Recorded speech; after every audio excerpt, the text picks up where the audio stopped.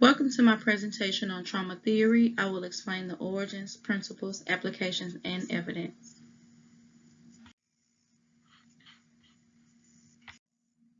I will start with the definition, the history, types of trauma, the prevalence, theoretical integration of social work, and trauma-informed care. What is trauma? Trauma is inherently complex, and it does not affect everyone in the same manner. Some people experience a terrible event but suffer no long-term adverse emotional effects, while the same event may have a devastating impact on another individual in the same situation. Traumatic responses are highly individualized and are shaped by a wide range of factors from genetics to previous life experiences and support systems available in the aftermath of the event. Trauma is defined as an injury to the body or psyche by some type of shock, violence, or unanticipated event. Trauma usually results from adverse life experiences that devastate an individual's capacity to cope with the threat that they may be faced with. Trauma is pervasive and touches many life domains. Its impact is broad and transcends race, class, gender, sexual orientation, and religion, etc. Exposure to trauma increases the risk of a range of vulnerabilities such as post-traumatic stress, depression, mental health problems, excessive hostility, and anxiety. Prolonged exposure to repetitive or severe events such as child abuse is likely to cause the most severe and lasting effects. Traumatization can also occur from neglect, which is the absence of essential physical or emotional care. History of trauma theory. Trauma theory examines and attempts to understand the manner in which traumatic experiences are processed. The foundation of trauma theory was established across multiple disciplines ranging from sociology, literary cultural studies, American studies, anthropology, and history. 17th century literary writers published humanitarian commentary on the human condition, social advocacy, and the social ills of that time. The subject of trauma in relation to mental illness emerged in the 19th century by neurologist Jean Charcot, who was a French physician working with traumatized women who suffered violence, rape, and sexual abuse. Charcot found a correlation between hysterical symptoms and the dissociative problems.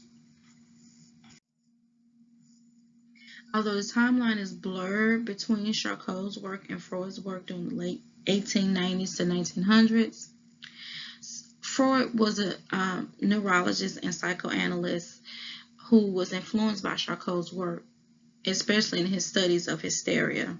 Trauma was a central theme in Freud's work from start to end. Trauma appeared as a crucial concept in his case studies on hysteria. Judith Herman was among the first to advocate for the term complex PTSD to be included as a diagnosis, which would address the multiple origins of trauma and its impact on the person's life as a whole. Bessel van der Kolk suggested the inclusion of a new diagnosis called developmental trauma disorder. This disorder addressed the complex developmental trauma histories of children with exposure to child abuse and neglect. Kathy Carruth's book, Trauma, Explorations in Memory, was published in 1995, and The Unclaimed Experience, Trauma, Narrative, and History in 1996. These books had a major impact on trauma. Actually, the term trauma theory was first coined in her book, The Unclaimed Experience. Carruth interpreted trauma as a double injury because the wound of the psyche is an event that is originally experienced too unexpectedly and overwhelmingly to be fully known, and is unavailable to the consciousness until it inflicts itself again in a repetitive action and nightmares of the survivor. The various types of trauma include complex trauma, early childhood trauma, post-traumatic stress disorder, and natural disaster and sexual abuse traumas. Complex trauma involves exposure to multiple traumatic events, which are usually severe and invasive with long-term effects from exposure. The effect of this trauma interferes with emotional responses such as identifying, expressing, and managing emotions. This type of trauma has a tremendous effect on attachment and relationships, cognition and learning, self-concept, and future orientation. Early childhood traumas are those traumatic events that occur in children from infancy to age 6. There's an assumption that young age protects these children from the impact of trauma, but research has shown that they are indeed affected by traumatic events. This particular trauma is unique because of the sensory impact on babies and toddlers. Young children need to feel safe, but their safety can be devastated by loud noises, frightening visual stimuli, or violent movements. Another profound effect of trauma at this age is the change in the cortex of the brain. This is the area responsible for memory, attention, perceptual awareness, thinking, language, and consciousness. Symptoms for young children may show up as nightmares, the fear of being alone, and even reenacting the event. Children are deeply impacted by the events that take place around them, even though they may not understand what they see and hear, but they are definitely affected by it. Constant, unrelenting negative experiences is known as toxic stress. This particular stress takes a toll on a child's growth and development.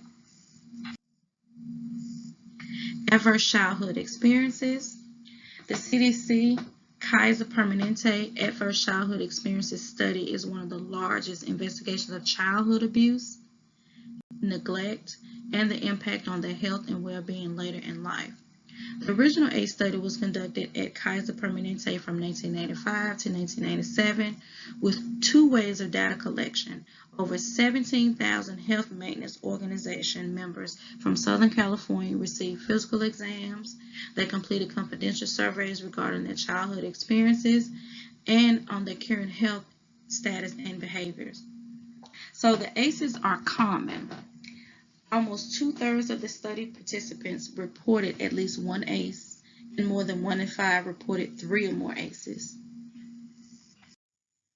So as the number of ACEs increase, so does the risk for the following: alcoholism and alcohol abuse, depression, illicit drug use, poor work performance, financial stress, suicide attempts, smoking, sexually transmitted diseases, adolescent pregnancy, risk for sexual violence, and poor academic achievement, just to name a few. The ACEs study revealed that of the 17,000 participants, majority of the population was mostly white, college-educated, employed adults who were screened for 10 prominent childhood traumatic experiences as part of their routine health care at Kaiser. The participants received 1 point for each type of trauma. The results included 70% of the 17,000 people experienced at least one type of trauma, resulting in an ACE score of 1. 87% of those had more than 1. ACE scores of 4 or more resulted in 4 times the likelihood of depression and 12 times the risk of suicide. ACE scores were also directly correlated with early initiation of smoking and sexual activity, adolescent pregnancy, and the risk for intimate partner violence. 18 states have since conducted ACE surveys and with similar results. A person with an ACE score of 4 is 260% more likely to have COPD, 240% more likely to have hepatitis, 250% more likely to have a sexually transmitted disease than a person with an ACE score of 0. A male child with an ACE score of 6 has a 4,600% increase in the likelihood of becoming an IV drug user when compared to a child with an ACE score of 0. Here's a depiction of one of the ACEs charts with a quote from Dr. Robert Block, the former president of American Academy of Pediatrics. Adverse childhood experiences are the single greatest unaddressed public health threat facing our nation today. Post-traumatic stress disorder. It's commonly associated with veterans and war-related injuries, but individuals of all ages can develop PTSD. It is estimated that 3 million children and adolescents in the U.S. are exposed to serious traumatic events each year. Nearly 1 out of 3 adolescents was found to be physically or sexually assaulted by the age of 16. Signs and symptoms of PTSD include difficulty with sleep, irritability, poor memory, feeling detached, flashbacks, difficulty concentrating, intrusive thoughts, just to name a few. And here's a depiction of PTSD with various symptoms. PTSD includes other traumatic events such as rape, polyvictimization, and long-term histories of child abuse. Symptoms of PTSD vary from emotional reactions, intense fear, anxiety, anger, guilt, depression, and numbing. And here's a depiction of certain causes of PTSD as well.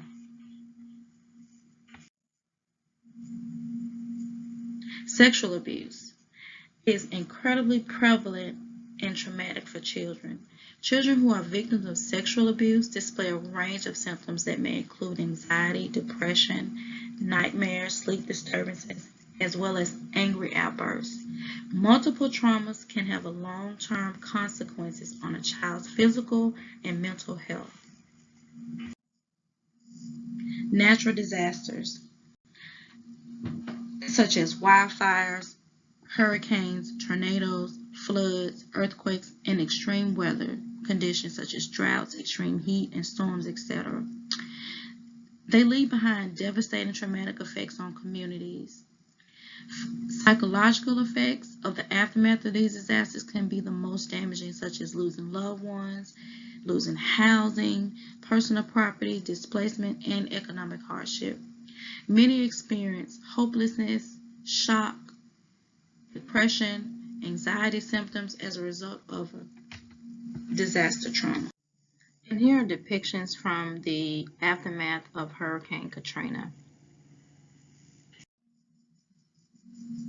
Hurricane Katrina was one of the worst disasters in U.S. history. This hurricane cost the U.S. nearly $106 billion.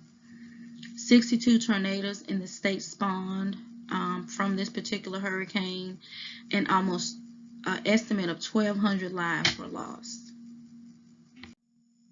Theoretical integration of social work. The intertwining of social work and trauma makes it difficult to identify who introduced the concept of trauma theory to social work practice, because long before social work was actually deemed a profession, it was taking on the responsibility of social ills of society. Social workers who were a part of the trauma movement, Bertha Pappenheim was a feminist social worker and organizer who campaigned against the exploitation of women and children. Freud's granddaughter, Emma Rita Freud, became a clinical social worker and educator. And in 1943, Anna Freud and Dorothy Burlington wrote about children who experienced trauma from the war.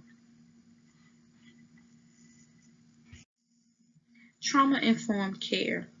Children exposed to traumatic experiences placed in treatment centers may be at risk of being compounded by system trauma. As children move through the child welfare and juvenile court systems, they often encounter additional stressful, frightening, and emotionally overwhelming experiences through what is called system-generated trauma, such as multiple placements and frequent changes in schools and peer groups.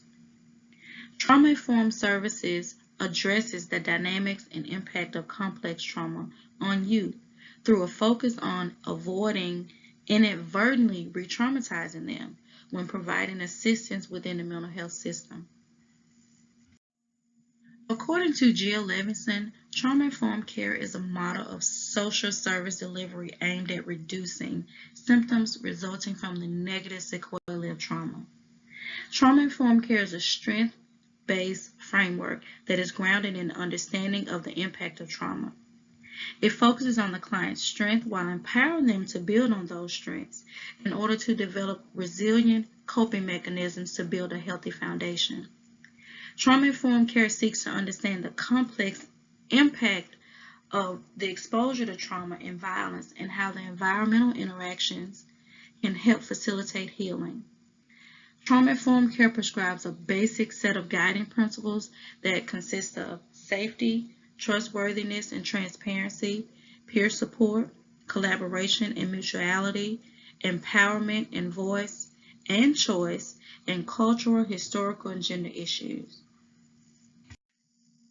The 6 key principles that organizations should follow for a trauma-informed approach includes: number 1, safety. Everyone should feel physically and psychologically safe, staff and clients. The environment and interactions between people should promote a sense of safety. Number 2, trustworthiness and transparency. Since the goal is building trust with clients and family members and other people involved, decisions are made with transparency, or they should be made with transparency. Number 3, peer support and mutual self-help is the key to establishing safety and hope, building trust, enhancing collaboration, and promoting recovery and healing. Collaboration and mutuality. It is important that staff and clients are partners to demonstrate that healing happens in relationships and in the sharing of power and decision making. Empowerment, voice, and choice. The individual's strengths and experiences are recognized and built on. Understanding the ways that clients have been diminished in voice and are often recipients of coercive treatment. Clients should be supported in sharing the decision making, choice, goal setting, and planning on how they heal and move forward. Staff should be facilitating recovery instead of controlling recovery. Number 6, cultural, historical, and gender issues. Organizations should move past cultural stereotypes and biases. The organization should incorporate policies and protocols that are responsive to the racial, ethnic, and cultural needs of the individuals served. This is a depiction of trauma-informed care on a spectrum. Organizations should move from trauma awareness to trauma sensitive to trauma responsive, and last to trauma informed. This concludes my presentation. Thank you for listening.